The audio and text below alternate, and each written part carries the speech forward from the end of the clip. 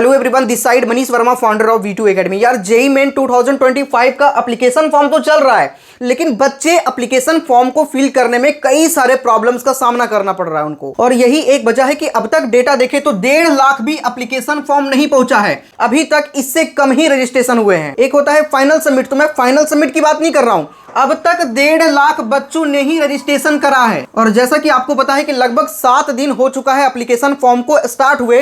अब तक लगभग 3 से 4 लाख एप्लीकेशन फॉर्म फिल हो जाना चाहिए था। और इसके पीछे कई सारे इंपॉर्टेंट फैक्टर है, जैसे कि आपको पता है कि इस बार कैटेगरी वाला में प्रॉब्लम हुआ था। ठीक है, मतलब पिछले साल 2024 में कैटेगरी सर्टिफिकेट का आईडी या फिर डेट ऑफ इशू वगैरह कुछ भी नहीं पूछा जा रहा था, सिर्फ कैटेगरी मांगा जा रहा था और उसमें सेल्फ डिक्लेरेशन फॉर्म लगा देना पड़ रहा था। और जो ओरिजिनल वाला है वो 1 अप्रैल 2025 के बाद काउंसलिंग के टाइम पे लगता, उस समय आपको प्रूफ करना पड़ता। लेकिन एनटीए ने इस बार पहले ही आपसे category ID and date of issue मांग लिया है।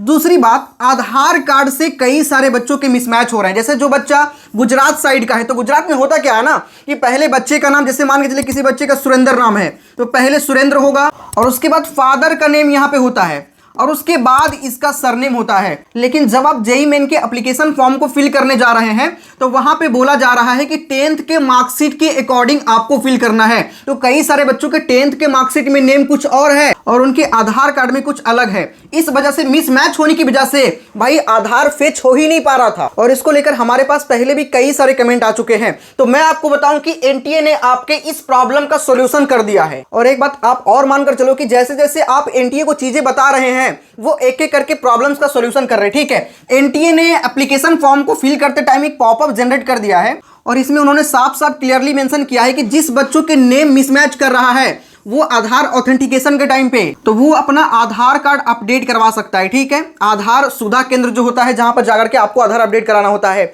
लेकिन अभी आप एप्लीकेशन फॉर्म को फिल कर सकते हो। जी हाँ, ये बहुत अच्छी बात है, अभी आप एप्लीकेशन फॉर्म को फिल कर सकते हो। पहले क्या हो रहा था कि सिर्फ आपसे आधार नंबर मांगा जा रहा था, जिस वजह से जैसे ही फेच हो रहा है तो प्रॉब्लम हो जा रहा था, क्योंकि आधार कार्ड में नाम कुछ और 10th के मार्कशीट में नाम कुछ और, तो इस वजह से प्रॉब्लम आ जा रहा था, फेच ही नहीं पा रहा था। तो अब जब एप्लीकेशन फॉर्म को फिल करोगे तो आधार नंबर, कंफर्म आधार नंबर दोगे ना यहाँ पे, उसके बाद में नीचे आपसे नाम भी पूछा जाएगा और जो आपके 10th के मार्कशीट में नेम है वही नाम यहाँ पे आप डाल दीजिए। ठीक है, इससे होगा ये कि अभी तो आपके एप्लीकेशन फॉर्म फिल हो जाएगा, लेकिन आधार में नाम आपका गलत है तो बाद में जाकर के आप आधार कार्ड में करेक्शन करवा सकते हैं। होता क्या है कि कई बार आधार कार्ड जब अपडेट करवाने जाते हैं ना तो 3-4 दिन में भी हो जाता है और अभी फेस्टिवल का समय चल रहा है तो हो सकता है आधार अपडेट में थोड़ा टाइम लग जाए। और वहीं एप्लीकेशन फॉर्म को भी फिल करने का आपके पास कम टाइम है, 22 नवंबर तक ही टाइम है। तो इस वजह से उन्होंने एनटीए ने आपको एक ऑप्शन दिया है कि आप इस तरीके से, अगर आपके आधार कार्ड में प्रॉब्लम है, मतलब आपके आधार कार्ड का नाम और आपके 10th के मार्कशीट का नाम मिसमैच कर रहा है, तो आप इस तरीके से अपना सॉल्यूशन कर सकते हैं। और अभी आप फिल कर लीजिए, बाद में आप करेक्शन करवा लीजिएगा। दूसरी बात ये निकलकर सामने आती है कैटेगरी सर्टिफिकेट वाला। ठीक है,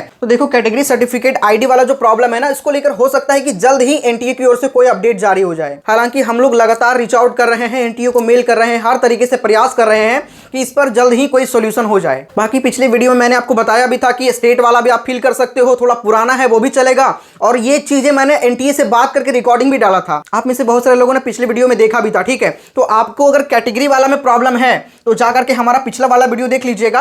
हालांकि इससे रिलेटेड जल्द ही कोई अपडेट आ सकती है, तो जैसे ही अपडेट आएगी मैं आपको अपडेट करूंगा। सभी लोग, जितने भी लोग इस वीडियो को देख रहे हैं, सभी लोग सब्सक्राइब करके बेल आइकन दबा लीजिएगा, क्योंकि ये चैनल हमेशा आप सभी को सबसे ऑथेंटिक अपडेट सबसे पहले प्रोवाइड करता है। और सिर्फ इतना ही नहीं, आपके एप्लीकेशन फॉर्म आने से लेकर के जब तक आपके एडमिशन नहीं हो जाते तब तक हम लोग आप सभी के साथ में रहेंगे।